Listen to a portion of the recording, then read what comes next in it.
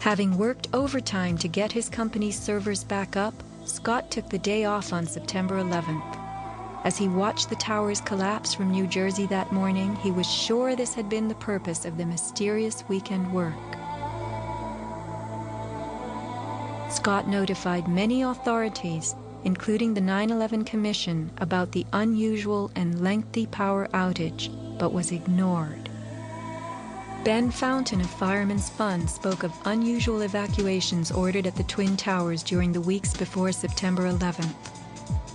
Others reported that the security alert was inexplicably lifted 5 days prior and bomb-sniffing dogs were removed. What would the dogs have discovered had they remained on duty?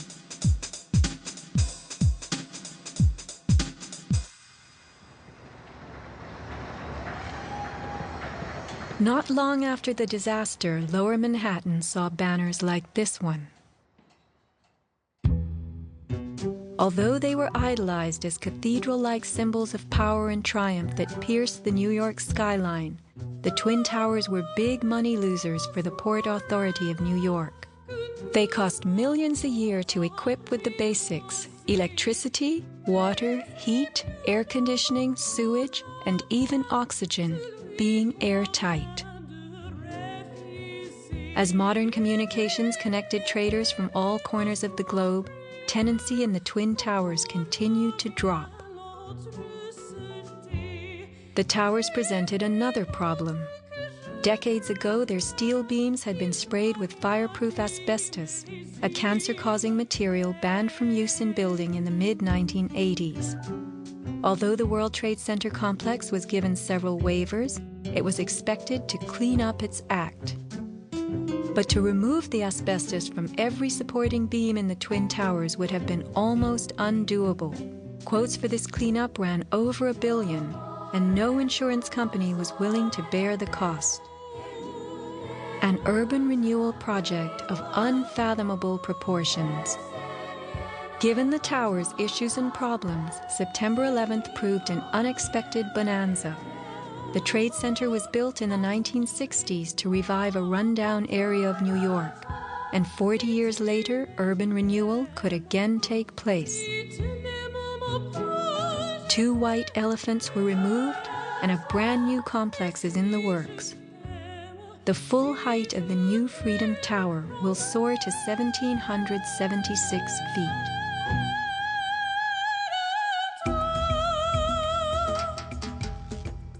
The suffocating dust that engulfed Manhattan was much more than dust. It was pulverized concrete, glass, metals containing lead, mercury, dioxins, benzene, and of course asbestos. None of that was healthy for any living thing. Today, thousands of rescue workers have developed lung cancer and serious permanent health conditions. And the rescue dogs continue to die. What you had was a ground-level municipal incinerator that smoldered for months, burning up the most heavily computerized building in the world.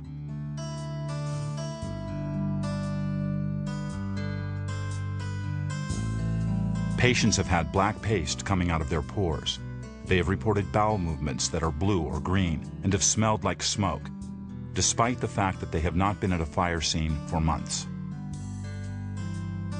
Only 3 days after September 11th, Washington instructed the EPA to declare Manhattan safe and reopen Wall Street, though the air remained toxic.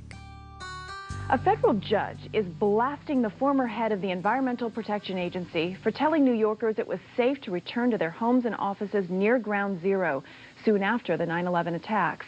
The judge called Christine Todd Whitman's actions, quote, conscience shocking, and refused to grant her immunity. It was documented that the White House ordered EPA to tell these lies, to downplay the seriousness of the environmental hazards. In addition, 9/11 first responders who have fallen ill and applied for aid have been denied.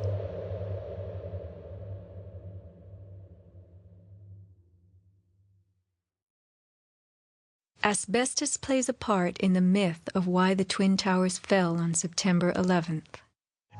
The steel had been sprayed with a lightweight fireproof foam, which, while cheaper, was much less adhesive. The New York Times has reported that the foam fell off easily, and the Port Authority had been fixing and replacing missing sections in the months before September 11th. But even if the fireproofing had been perfectly applied, the impact of the plane crashing into the North Tower was so powerful, it simply blew most of it off, allowing the fire to attack the steel beneath. Once the planes hit, whatever condition it was in before the fact, made no difference because an impact would knock it off and the fire would have devastating effects on the steel. One good smack from a jet plane and the puffs of asbestos are all blown off the steel. Would a few hundred doors slamming do the same thing? Here the History Channel tells us how, due to poor fireproofing, flames swept through the pockets between floors. As much of the fireproofing had been dislodged on impact, the flames were attacking unprotected steel. When steel is not protected, the strength reduces very fast. When you get to about 1100 degrees Fahrenheit, you lose about half the strength of the steel. The fire inside the towers may have reached temperatures of 2,500 degrees Fahrenheit. The New York Times has reported what happened to those steel floor trusses then. The steel did heat up and it became softer and softer, almost like licorice. And eventually, all the steel had been weakened in this zone. 40 years ago, the steel used to build the World Trade Center was certified by Underwriters Laboratories, a global product compliance and public safety guardian. Let's hear a lone voice that spoke out from this enormous company. My name is Kevin Ryan,